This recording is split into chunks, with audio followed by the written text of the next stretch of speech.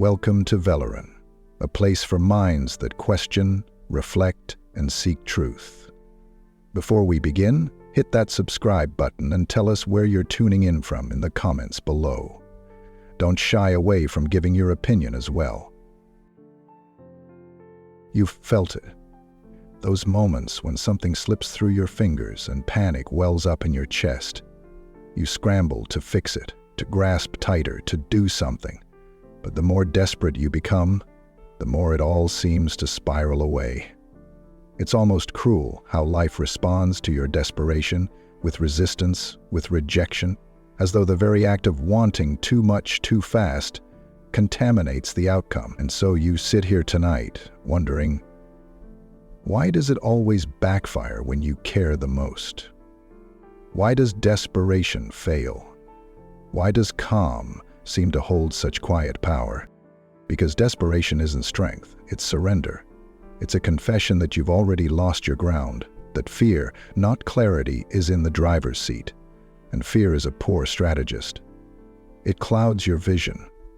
It pushes you into moves you'd never choose in a state of calm. It's not about having too little, it's about believing deeply that you are too little.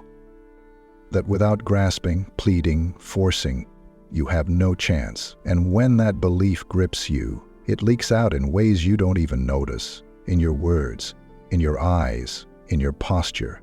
The world can sense it. People can sense it, and often they recoil from it. Kierkegaard spoke of this inner vertigo, the anxiety that wells up when we confront possibility, uncertainty, freedom. But in that dizziness, you have a choice: to ground yourself or to flail. Most flail. They lunge for certainty, for control, for something to hold on to. But what they grab at tends to dissolve in their hands, because the essence of desperation is that it signals lack of self-trust, lack of patience, lack of faith in time, in process, in your own worth. And when you operate from lack, you create more of it. You've seen this in relationships. The person who clings too tightly, texts 5 times because they got no reply, who needs constant reassurance. They don't draw love closer, they push it away. The calm one, the one who can sit with uncertainty, who trusts their own worth whether another responds or not, they hold gravity. Because calm is rooted in internal abundance. In self-respect, it says, I can stand here whole, with or without what I seek, and that is magnetic. You've seen this in careers. The candidate who comes to an interview exuding desperate need for the job rarely gets it. The one who brings steady presence, clear purpose, but no frantic hunger, that's the one they remember. Because desperation screams, I need this to be okay. Calm whispers, I will be okay regardless. And people are drawn to that quiet strength. You've seen this in conflicts. The person who must win, must prove, must dominate, who speaks louder, interrupts more, forces points, they rarely persuade. The one who speaks slowly, chooses words with care, doesn't fear pauses, that one commands the room. Because calm is not the absence of passion, it is the presence of composure. Nietzsche once wrote, he who has a why to live can bear almost any how. Desperation arises when you lose your why, when the immediate outcome matters more than your deeper purpose, when the present discomfort feels unbearable, and you chase quick fixes instead of staying aligned with your longer path. But when you reconnect to your why, to who you are beyond this moment, urgency fades. You can afford to move with patience, because your foundation runs deeper than circumstance. You might think, but what if I lose everything if I don't act now? That is the lie of desperation. It convinces you that panic is action, that scrambling is strategy. But in truth, frantic action often sabotages what calm perseverance could achieve. The greatest losses often come not from patience, but from fear-driven haste. Kierkegaard reminds us that anxiety is not our enemy, it is a signal. It tells us we are standing before real freedom, before real choice, and that the dizziness we feel is not proof of failure, but the tension of possibility. If you can breathe through that tension, if you can ground yourself when your instincts scream to grasp, you access a deeper power, the power to move from clarity, not panic. This doesn't mean inaction. It means wise action, centered action. The calm mind sees openings the desperate one never will. It hears nuances in conversation. It senses shifts in energy. It waits when waiting is wise, and moves when the moment ripens, not a second before. It is not easy. We are wired for urgency. Our biology screams at us to fix the pain, to resolve uncertainty. But in modern life, so much depends on our ability to override that wiring, to choose steadiness when everything in us begs for frantic relief. This is a skill, a discipline of mind and heart, and like any skill, it grows with practice. You might fail at it tomorrow. That's okay. Each time you catch yourself, each time you shift from desperation back to calm, you strengthen that muscle. You teach your nervous system a new way to be.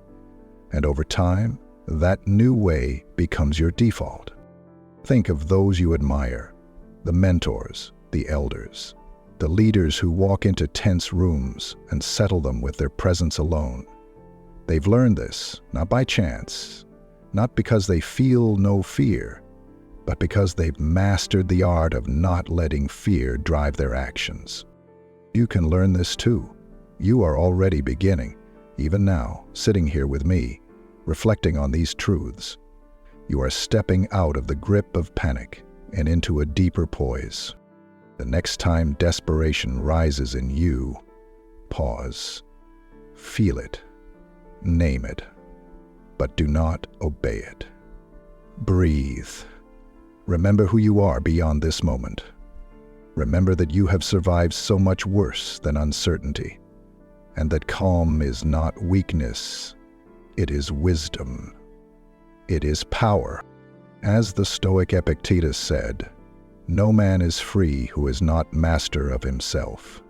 Mastery begins here, in this small, invisible choice, to be still when all urges shout to grasp, to move from centeredness, not craving. And when you live this way, life often responds in kind. The doors that slammed shut in the face of desperation begin to open. Not because you force them, but because you no longer need them so badly. And in that needlessness, you become magnetic. So tonight, hold this close. Desperation is a failed move, not because you are weak, but because panic is blind, calm is clear, and clarity shapes fate far more than force ever will. You are more powerful than you think. You do not need to scramble. You do not need to beg. You need only to trust the quiet, grounded strength already within you. And from that place, you can move mountains.